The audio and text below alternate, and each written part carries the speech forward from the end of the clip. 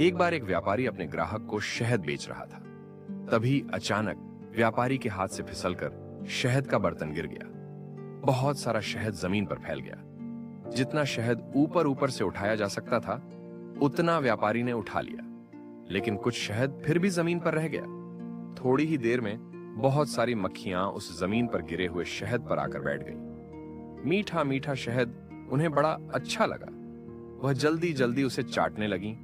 जब तक उनका पेट भर नहीं गया, वे शहद चाटती रहीं। जब मक्खियों का पेट भर गया और उन्होंने उड़ने की कोशिश की, तो वे उड़ नहीं सकीं। उनके पंख शहद में चिपक गए थे।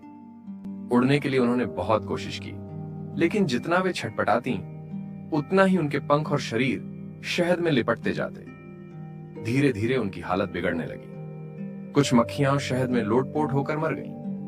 बाकी मक्खियां, जिनके पंख चिपक गए थे, दर्द और घबराहट में छटपटा रही थीं। लेकिन फिर भी नई मक्खियां शहद के लालच में वहां आती रहीं। मरी और छटपटाती मक्खियों को देखकर भी वे शहद खाने का मोह नहीं छोड़ पा रही थीं। यह सब देखकर व्यापारी गहरी सांस लेते हुए बोला, जो लोग जीभ के स्वाद के लालच में पड़ जाते हैं, वे भी इन मक्खियों के समान मूर्ख होते हैं। थोड़ी देर के स्वाद के सुख के लिए वे अपने स्वास्थ्य को नष्ट कर देते हैं। बाद में वे बीमारियों से तड़पते हैं और अपनी ही मूर्खता के कारण जल्दी ही मृत्यु को